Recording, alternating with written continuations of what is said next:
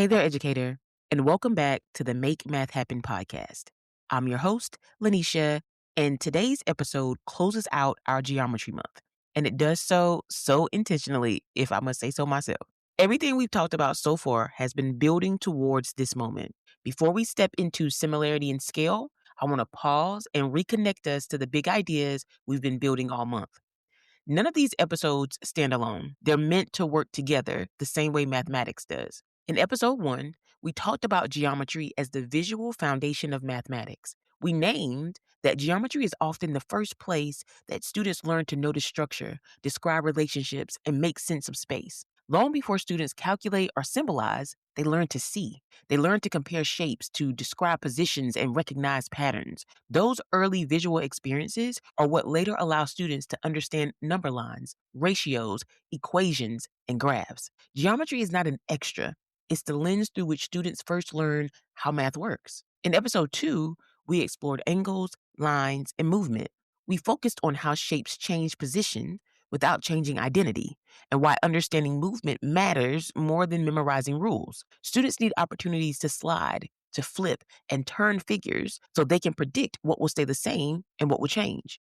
That ability to reason about invariance is foundational. It prepares students to understand balance in equations, structure in expressions, and consistency in functions. Movement teaches students that relationships can hold even as the representations shift. In episode 3, we made sense of area, surface area, and volume by grounding them in space, not formulas. We talked about how measurement is about covering, wrapping, and filling space. Students struggle when these ideas are reduced to formulas without meaning. But when students build shapes, when they decompose figures and connect two-dimensional reasoning to three-dimensional space, measurement becomes intuitive. Those experiences reinforce multiplicative reasoning and prepare students to think proportionally instead of just procedurally. There's one more idea I want to layer in before we move forward, and this idea often gets overlooked. When students truly understand geometry, they don't just become better at math, they become better at thinking. Geometry teaches students how to analyze diagrams, interpret visual information, and make sense of relationships that aren't written out for them. Those skills matter far beyond mathematics. Students who can read a geometric diagram are better prepared to interpret graphs in science, maps in social studies, diagrams in engineering, and models in career and technical courses. When a student can look at a figure and ask, what do I know? What stays the same? What's changing? They are practicing transferable reasoning. They're learning how to organize information, attend to detail, and build conclusions from visual evidence. This is especially important for our learners. With developing prefrontal cortexes, students need support organizing information and holding multiple ideas at once. Geometry gives them a structured way to do that. It externalizes thinking. The diagram becomes the organizer. So when we invest in geometry, we're not taking away from other domains, we're strengthening students' abilities to access them. That's why geometry belongs at the beginning of the story. It prepares students not only for ratios, proportions, and functions, but for learning across disciplines. And with that in mind, today's focus on similarity and scale becomes even more powerful. This is where geometry and proportional reasoning first meet, and how we teach this matters more than we often realize. Similarity is not a formula, it's a relationship. When students hear the word similar, many of them think it means looks alike. But mathematically, similarity is about preserved relationships. Two figures are similar when corresponding angles are congruent, corresponding sides are proportional. That idea does not begin in middle school. As early as kindergarten, students are comparing shapes, identifying attributes, and describing similarities and differences. In first and second grade, they compose, decompose, and partition shapes, learning that wholes can be built from equal parts. Those experiences matter. They teach students to attend to structure and to reason relationally. By the time students reach upper elementary and middle school, similarity should feel like an extension of that thinking, not a brand new idea. Scale factor is multiplicative, not additive. But one of the biggest misconceptions students bring into similarity is treating scale factor as if they're adding. They think this shape got bigger by 2 instead of each length was multiplied by the same factor. That misunderstanding doesn't come from nowhere. It comes from students not having enough experience seeing scale visually. In fourth and fifth grade, students encounter multiplicative comparison and begin generating and analyzing patterns. Those standards are quietly preparing students for scale reasoning. In sixth grade, students formally study ratios and unit rates. Similarity is the geometric version of that same thinking. If students can see that every length in a figure grows or shrinks by the same factor, ratio stops feeling abstract. We have to start visually. Before students calculate scale factor, they should experience it. They should enlarge drawings using grid paper. They should compare corresponding sides with string or rulers. They should predict what will change and what will stay the same. This builds directly on what we discussed in episode 2 about transformations. A dilation is a transformation. It's movement with scale. When students understand that similarity preserves shape but changes size, they're ready to reason proportionally. Similarity as a bridge to ratios and proportions is what we're building right now. This is where next month begins to show up. Similarity tasks naturally invite ratio reasoning, side-to-side comparisons, scale factor as a unit rate, multiplicative relationships. In seventh grade, students analyze proportional relationships and use them to solve real-world problems. Scale drawings are one of the most concrete ways to introduce that work. Students can see proportionality before they calculate it. And by eighth grade, similarity through dilations becomes essential for understanding slope and linear relationships. When students understand that slope represents constant multiplicative change, geometry and function stop being separate topics. They become the same story told in different languages. Okay? But there are some common instructional missteps. Here's where we often go wrong. We introduce scale factor as a number before a relationship.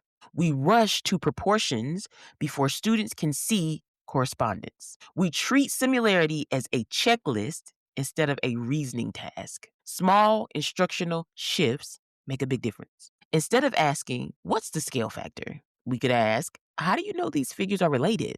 Instead of saying, multiply everything by 3. Ask, what stayed the same as the figure changed? Those questions activate the standards for mathematical practice, especially look for and make use of structure and reason abstractly and quantitatively. Similarity matters beyond geometry, guys. Similarity prepares students for ratio tables, percent increase and decrease, slope and rate of change, linear functions, unit analysis. It's the connective tissue between visual reasoning and numerical reasoning. When students understand similarity, ratios feel intuitive instead of procedural. But we have some real classroom challenges, and I'm going to name them. When we try to do this work in actual classroom, it isn't perfect. It isn't cookie cutter, okay? And here's a couple of reasons why. Students have unfinished learning. When we say students are behind, what we're often really seeing is that they don't yet have the ability to make connections across ideas on their own.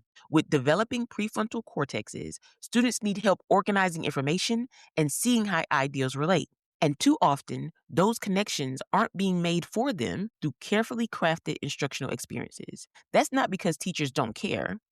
It's because time is tight. We're responsible for covering a lot of content while also managing all the other responsibilities that come with teaching. But here's the hard truth.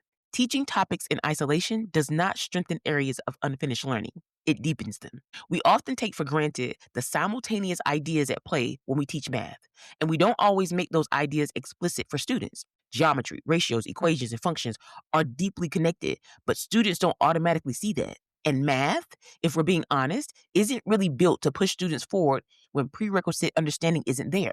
But since we are here, we have to work smarter. Now that you understand how geometry develops across K-8, the question becomes, what connections can you make explicit right now? What experiences do your students still need right now? What visual anchors can you provide right now? So pull out a calendar. Look honestly at the time you have left. Work with your POC to craft a plan that positions students for greater success, not just this unit, but the next one too. No, you won't solve unfinished learning completely this year. But imagine if every teacher made intentional moves like this. Students will have a real chance at sustained proficiency. And that changes the courses they can access in high school, their confidence in mathematics, and their college and career readiness. That's not small work. Challenge number 2 is teacher learning. You might be a new teacher, or you might be experienced but not yet confident in the vertical and horizontal connections across grade levels. I get it. This is where PLCs matter, and this is where we divide and conquer. Use jigsaw structures. Let each person dig deeply into a specific grade level or domain and then teach the rest of the team. That collective understanding grows capacity faster than working alone. Not fully knowing something is not an excuse to do the least. It's a gentle push to grow for yourself and for the students that you teach. Challenge number 3 is timing. If you're listening to this in the middle of the school year, please hear this clearly. Do not feel pressure to overhaul everything. Do what you can. Do what makes sense. If you've already taught geometry without emphasizing connections, create a re-engagement plan. If you teach 6th grade and equations are coming soon, invest time in tape diagrams. Focus on composition and decomposition. Let students reason about what the links in a diagram could represent before solving anything. If you teach 7th grade and you've moved past scale drawings and percent increase and decrease, put those ideas side by side. Ask students how they relate. What's the same? What's different? Where do we see scale showing up again? If you teach 8th grade and slope came before transformations, connect them intentionally. Relate dilations to slope. Relate translations to linear relationships. Have students compare those ideas without solving anything at all. Just look for structure. Make sense. Persevere in identifying patterns. I want to stay here for a moment because none of what I'm suggesting is just opinion. These instructional moves align with what John Hattie's research tells us has a meaningful impact on student achievement. One of the most powerful strategies we have access to is microteaching and video review, which has an effect size of 88 hundredths, 0.88. That's significant. An effect size like that tells us this is not a small lever, it's a big one. Micro teaching doesn't have to mean something complicated. It can be as simple as a short, focused video where a concept is introduced visually through a representation students will return to again and again. For example, imagine students watching a brief video about tape diagrams. They're not solving anything yet, they're simply observing. They write down 3 things they notice and 3 things they wonder. What do the lengths represent? Why are some parts the same size? What might the whole stand for? What could change? This can happen at home, and that's powerful. Parents don't need to know the math. They don't need to explain ratios or equations. All they need to do is ask, what did you notice? Or what are you wondering? That single interaction brings families into the learning process in a meaningful, low-pressure way. It shifts math from something students do alone to something they can talk about. It reinforces that thinking matters more than answers. The same routine can also happen at school. Students come in, they watch the short video and jot down their notices and wonders. While they're doing that, you're taking attendance, making sure materials are ready and preparing the room. When you begin the lesson, students are already activated.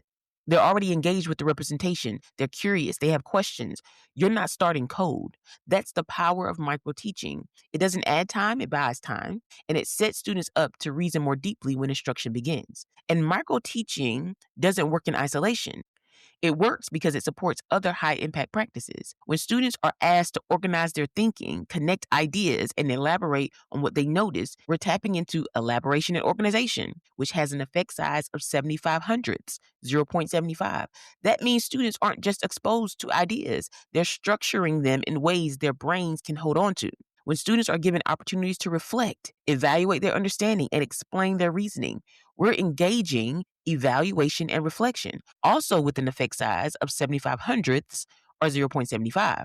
Reflection helps students consolidate learning instead of letting it fade as soon as the lesson ends. And when we ask students to think about how they're thinking, what strategies they used, what confused them, what helped, we're building metacognition, which has an effect size of 6/10 or 0.6. That tells us something important. Helping students think about their thinking doesn't slow down learning. It accelerates it. This matters because students are not naturally wired to organize complex information yet. With developing prefrontal cortexes, they need structures that help them make sense of ideas over time.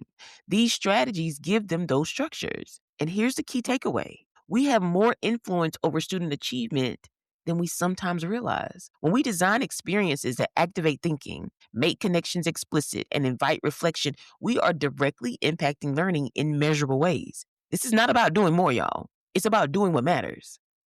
Similarity and scale close our geometry chapter, but they also open the door to what comes next. This is the moment where students move from seeing space to comparing relationships, from geometry into proportional reasoning, from visuals into functions. Next month, we'll step fully into ratios and proportions.